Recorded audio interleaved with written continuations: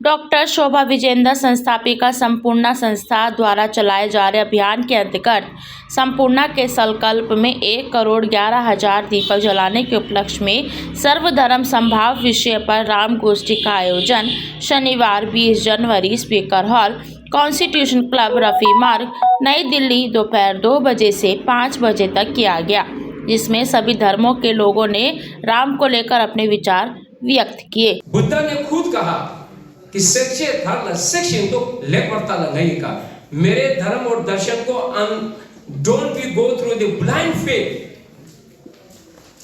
जांचिए, सीखिए, तब आप मेरे दर्शन को अपनाइए। इसी तरह श्री राम का रामायण को जानिए, पढ़िए, सीखिए। राम के बारे में पहले जन्म से लेकर अंत तक पूरा जानिए।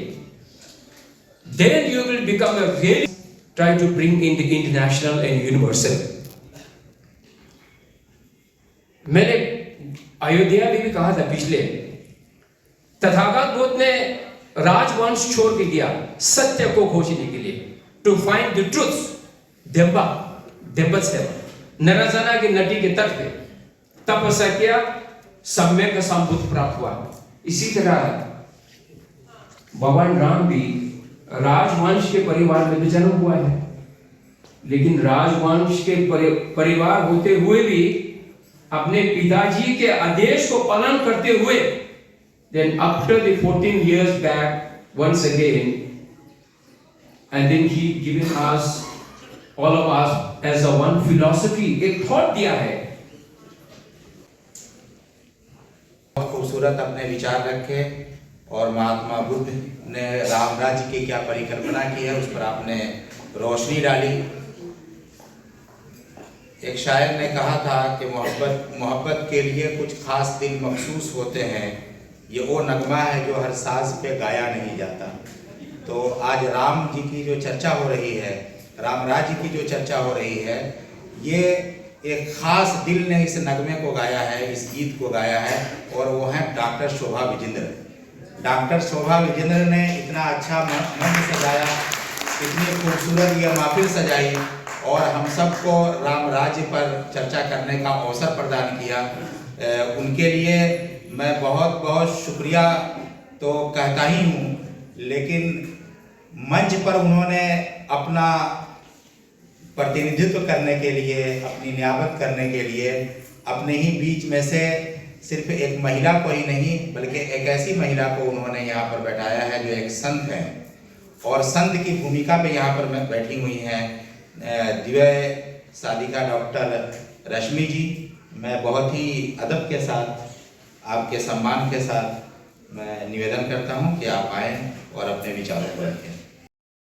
सर्वे भवन्तु सुखिनः, सर्वे सन्तु निरामयाः, सर्वे भद्राणि पश्यन्तु, मा कश्चित् दुःखभाग् भवेत्। शोभा जी ने जो ये मंच सजाया है अति सुंदर, सबसे पहले उनको बधाई देता हूँ। इस दिल्ली ने बहुत नज़दीक से देखा है, मैंने भी देखा है विजन जी को, परंतु आपकी क्षमता को पहली बार देखा है। प्रणाम भी करता हूँ आपको। अभी मेरे शायर दोस्त ने एक बहुत बढ़िया बात कही कि अगर इस जैसे हमारे भाई शाहीन जी जैसे संचालक हो जाएंगे तो फिर कुछ को तो अच्छा लगेगा, मुझे तो आज बड़ा गड़बड़ लग रहा है। और एक बात बहुत अच्छी लग रही है कि मुझे ऐसे लगा कि मेरा कोई सांसद मेरे बाद भी मेरी पूरी मूवमेंट को, जो भारत को एक नए भारत की ओर ले जा रही है, उसको दिशा देने में भी सक्षम है। मैं पहली बार उनको देखा मन से विचारण करते हैं। ये सत्य है कि अभी कुछ दिन पूर्व हम सबको आदरणीय हमारे आचार्य श्री जयश्री जी बैठे हैं, माननीय योग भूषण जी बैठे हैं, फादर सेबेस्टियन बैठे हैं, और कुछ साथी हमारे सांसद, उन सबको जोड़ कर शाहीन साहब यहाँ लाए। एक पॉलिसी मैटर होता है। राम की बात इसलिए कर रहा हूँ, राम में तो हम हैं, सब राम के चैप्टर पे बोल रहे हैं, मगर ये हुआ क्यों? ऐसा उत्सव का समय आया कैसे? इस पर बात करना चाहता हूँ। ये एक दिन में आ गया ऐसा नहीं है। सब हिंदू, मुस्लिम, सिख, ईसाई एक साथ भगवान राम की जय पुकारने लगे, ऐसी बात भी नहीं है। इसमें बहुत बड़ा संघर्ष है और उसका श्रेय जाता है भारत की सरकार को और भारत के मुखिया को, जो इनका नाम है श्री नरेंद्र मोदी। नीतियों से राज्य चलता, ये राज्य तो हमेशा राममय था। सनातन संस्कृति आदि अनादि काल से इस विश्व में विद्यमान है। कोई धर्म नहीं है, संस्कृति है, संस्कार है और अध्यात्म है, जो भारत की भूमि से ही इस्लाम को मानने वाले अब कहने लगे कि हमारा जन्म भारत में हुआ था। रामलीला मैदान में बहुत बड़ा जलसा, मैं भी उसमें शरीक था। जो अशरफ मदनी जी ने कहा कि अल्लाह और ओम एक है, तो ऐसे ही नहीं कह दिया, उस पर बहुत बड़ा शोध हुआ और हमारे आदरणीय सरसंघचालक जी ने कम से कम 4 मीटिंग उनसे पहले की थी। एक भूमिका बनाने की कोशिश की थी कि जो हमसे हमारे समय की अपनी मर्यादा है और हम मर्यादा पुरुषोत्तम राम की बात कर रहे हैं। संपूर्णा की संस्था की ओर से आज का जो कार्यक्रम है राम राज्य की परिकल्पना, सबसे पहले मैं कहना चाहूंगा संपूर्णा की शोभा जो है ना वो आज इन संतों से है।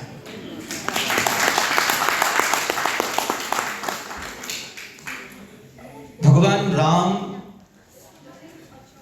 जिनके जीवन का शुभारंभ से लेकर के जीवन के अंतिम चरण तक को हम देखते हैं, उनके जीवन का प्रत्येक पल प्रत्येक क्षण अपने आप में हमारे जीवन को नव ऊर्जा प्रदान करता है, नई प्रेरणा देता है। जैन परंपरा में प्रथम तीर्थंकर भगवान ऋषभ देव, जिनका जन्म भी अयोध्या की पावन वसुंधरा पर हुआ, और उन्हीं भगवान ऋषभ देव के इक्ष्वाकु वंश में महाराजा दशरथ के कुल में श्री राम का जन्म हुआ है।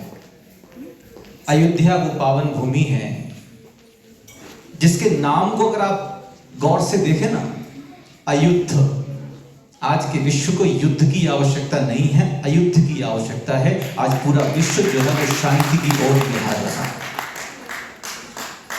भगवान राम का जन्म कहां पर हुआ है, उस भूमि को क्या कहते हैं, उस प्रांत को क्या कहते हैं? उस प्रांत को कहते हैं अवध। क्या कहते हैं? हाँ, एक बार मुस्कुराइए। हाँ, श्री राम आ रहे हैं। अवध का अर्थ क्या है? अवध, जिस भूमि में किसी का भी वध ना हो उस कहते हैं अवध।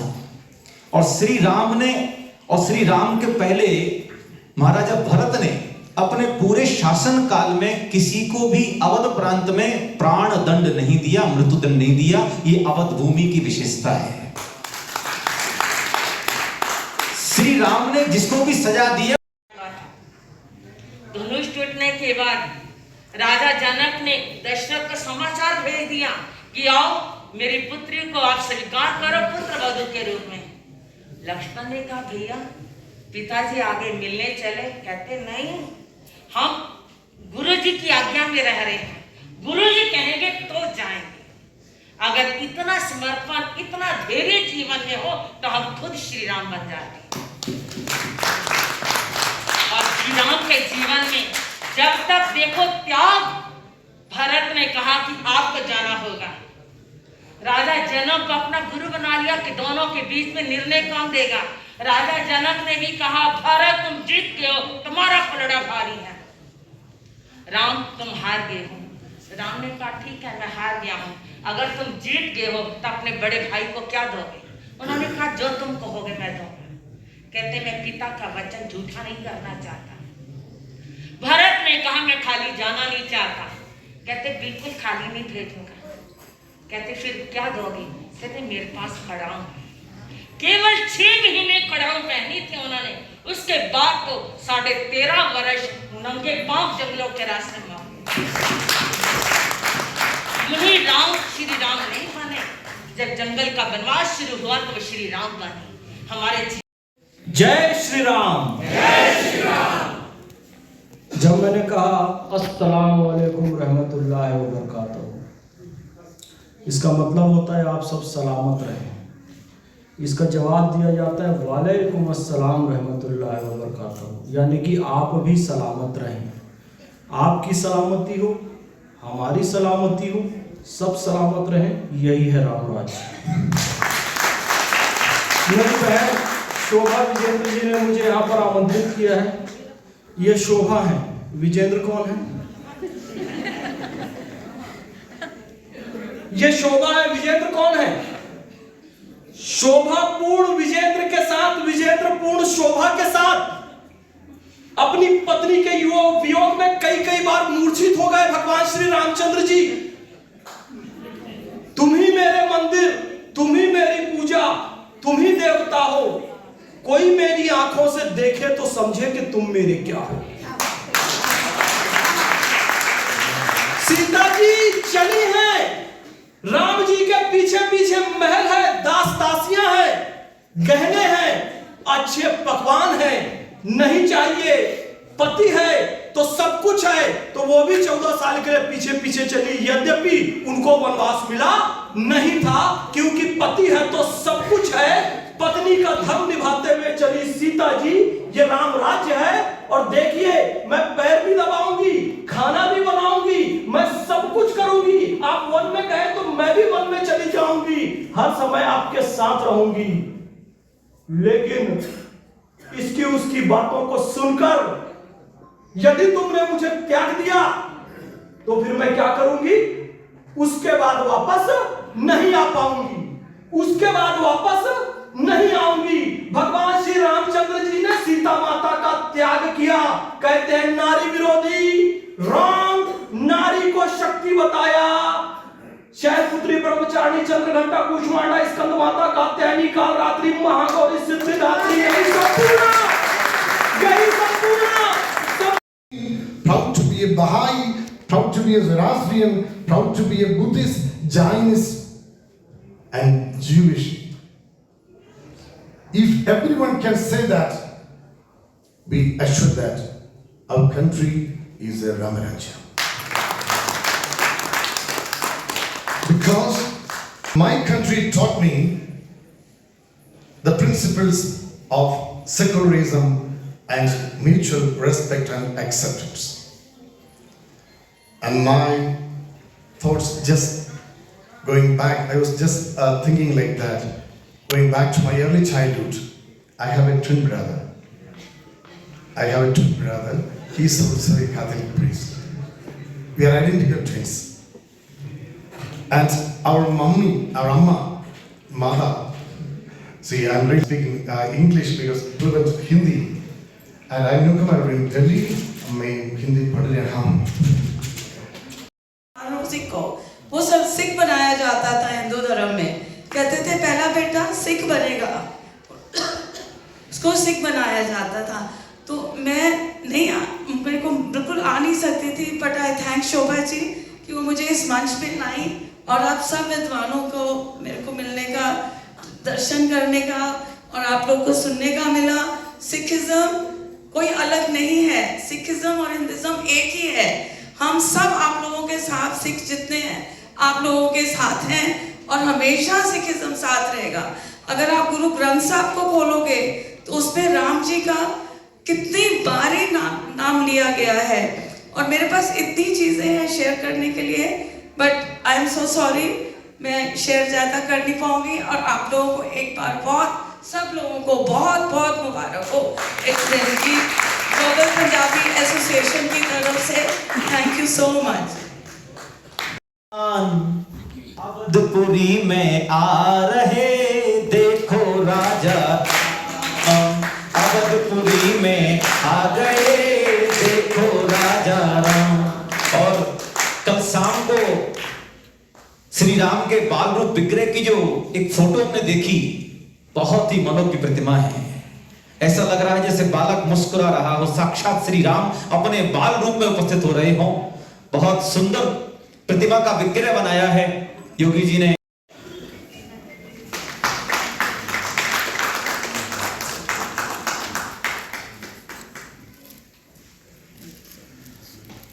यही ताकत है राम की भी।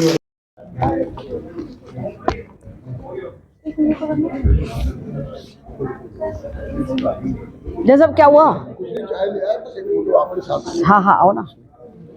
नमस्कार मैम, आपका उज्जवल न्यूज़ में बहुत बहुत स्वागत है। संपूर्ण ओणम और ग्लोबल बिहारी द्वारा आज यहाँ पे कार्यक्रम रखा गया राम राज्य को जानने के लिए, अपनी परिकल्पना के लिए रखा गया, तो क्या कहेंगे उसके बारे में?